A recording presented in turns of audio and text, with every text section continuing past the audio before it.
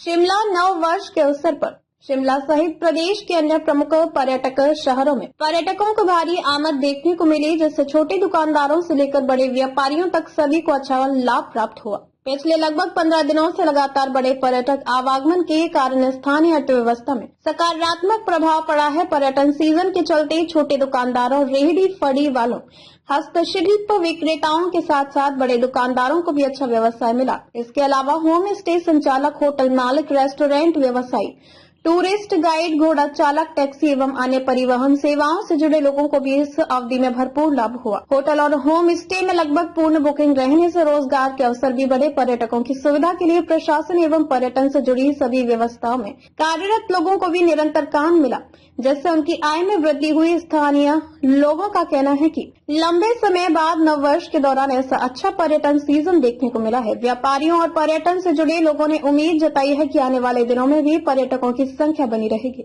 जिससे क्षेत्र की आर्थिक गतिविधियों को मजबूती मिलेगी। नव वर्ष की शुरुआत में शिमला सहित अन्य पर्यटक शहरों के लिए उत्साहजनक संकेत दिए।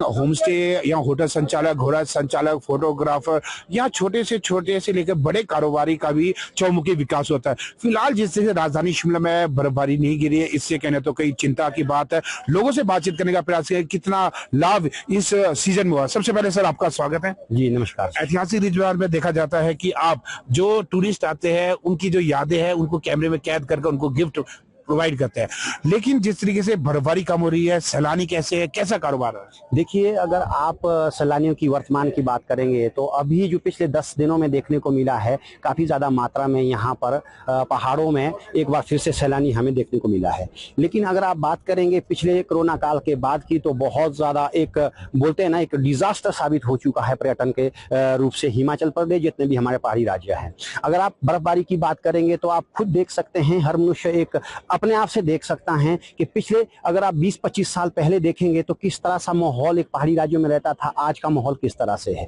और यहाँ का पर्यावरण आज के वक्त में कैसा है, 30 से या 40 साल पहले वो पर्यावरण कैसा हुआ करता था।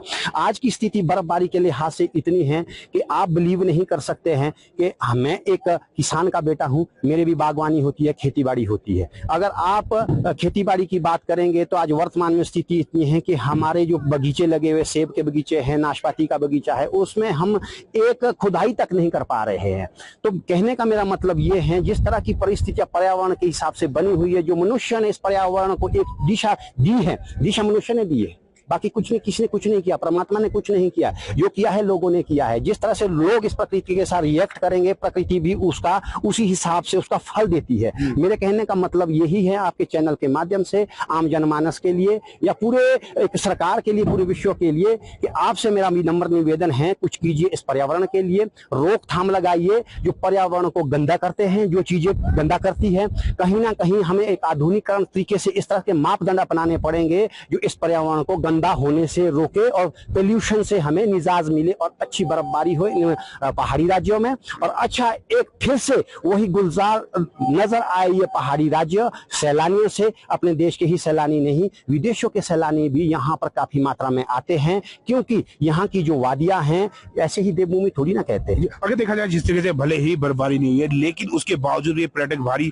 संख्या में यहाँ पर पहुंचे, कितना कारोबार में लाभ हुआ? बिल्कुल जी, पिछले 10 दिनों में काफी ज्यादा मात्रा में यहाँ पर सैलानी आया है और अच्छी मात्रा में ही यहाँ पर आमदनी हुई है।